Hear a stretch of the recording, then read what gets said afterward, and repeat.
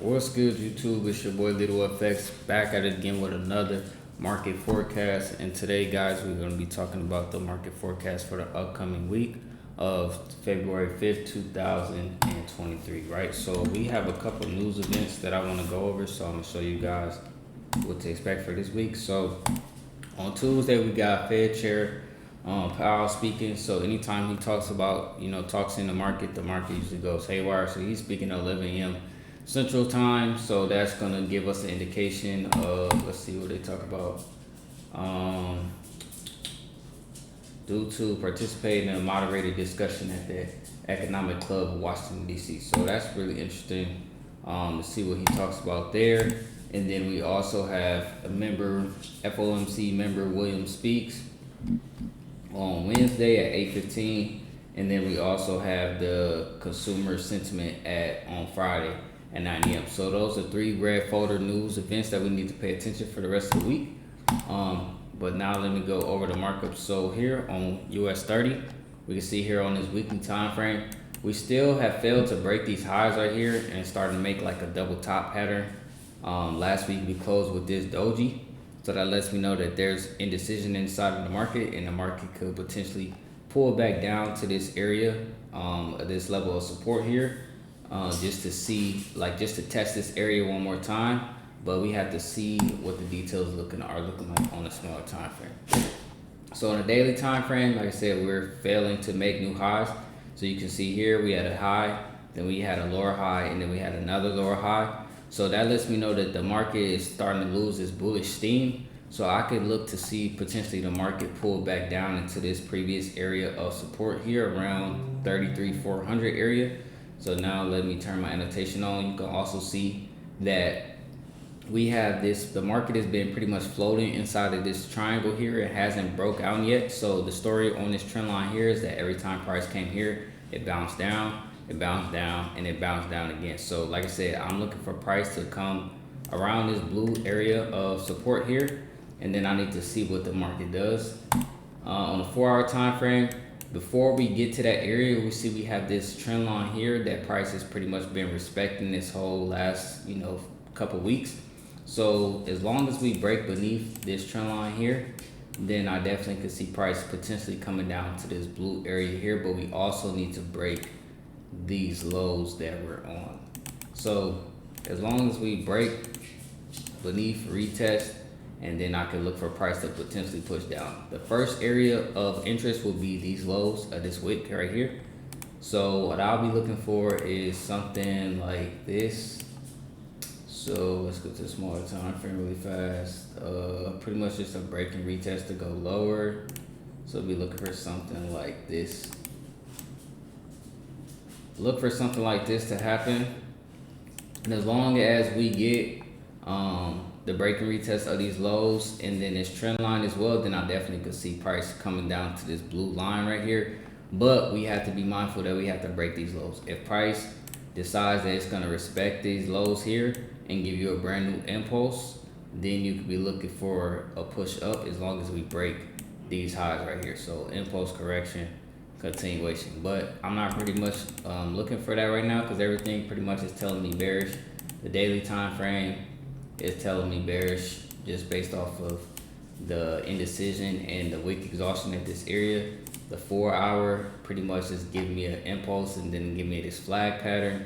And then on the 1 hour, we pretty much just been consolidating, but we also have been having fail high attempts inside of the market. So fail high here, fail high here. So that lets me know that we are potentially about to be headed down as long as we could break this level of support. So I'll be looking for that on US 30. For NAS, pretty much the same concept. On a weekly time frame on NAS, you can see here that we have this level of resistance. Price failed to close above this area right here last week and left a lot of wick exhaustion on both sides of this candle. So that lets me know that there's some indecision in the market as well. So in order for us to be looking for buys, I want to first see a pullback first. But of course, we know this is the weekly time frame, so price will have to pretty much finish out this week bearish and then pull back to this previous level of resistance right here.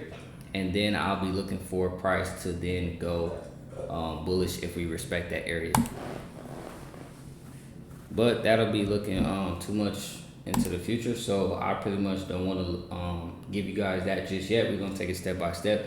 On the daily time frame, you can see here that we broke these previous highs at this area, but we never had a retest. So that indicates that we had a brand new high. We need to come back to correct before we get a continuation. So like I said, I'm looking for sell biases potentially down to the about 12,100 area.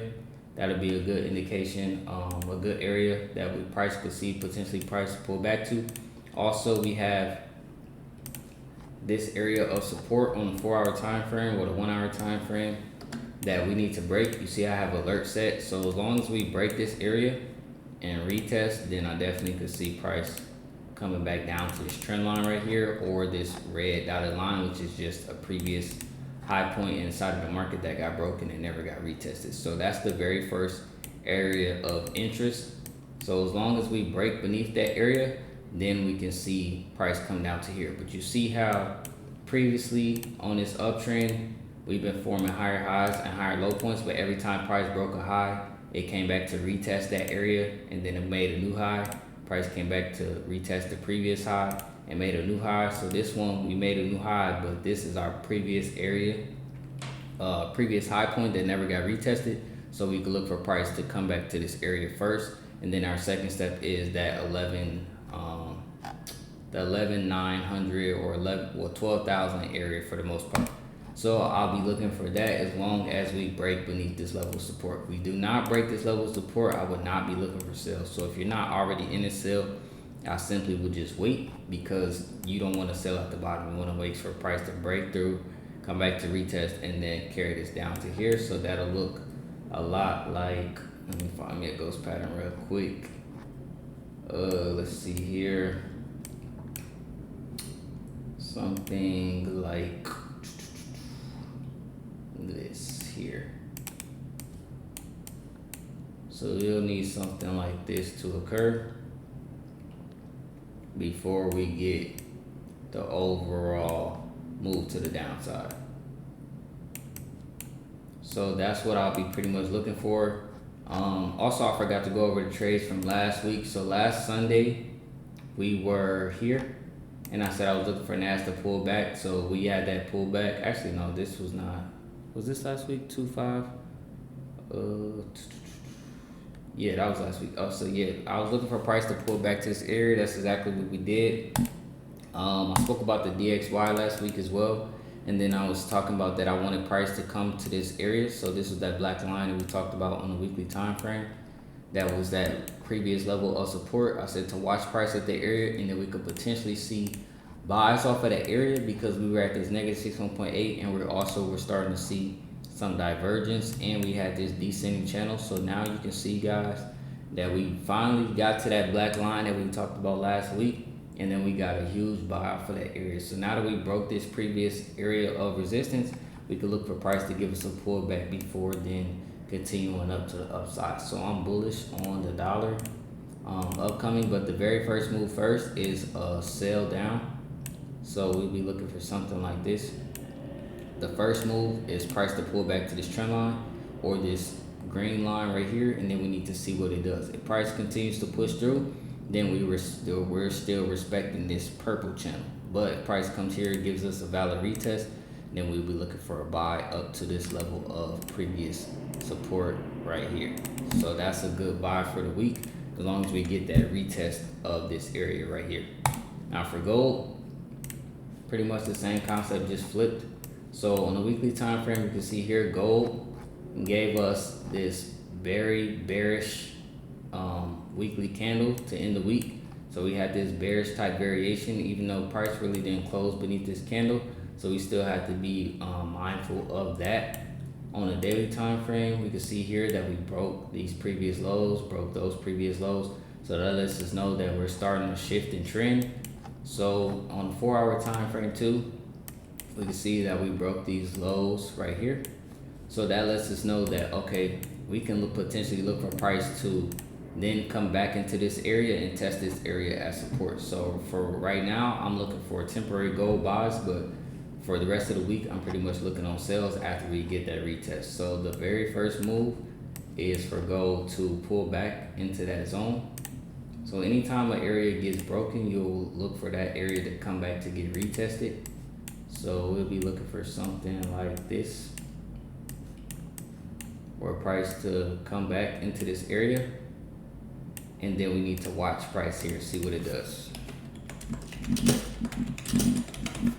And then if we of course get rejections at this area or even at this area right here, then we'll be looking for more sell opportunities. As long as we can break through this trend line, this green trend line, then I can look for price to then continue on to this downside. If price comes to this blue zone and then respects this, then we'll be still looking for price to continue to the upside. But I'm pretty bearish on gold.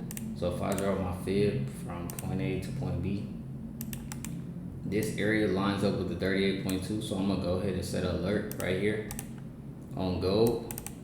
And I'm going to look for rejections at this area. So I'm showing you guys live how I pretty much just mark up. I'll let price come to that area. Once price gets to that area, then I make an informed decision based off of the data that's been given to me. Is price rejecting at that area, or is price coming up to this area very aggressively? If price comes to this area very aggressively, then I won't look for selling opportunities at that area until it gives me indication that the market is about to push down for that week. So I hope this video was super helpful for you guys. Stay tuned for next week's markup, and I'll see you guys next week.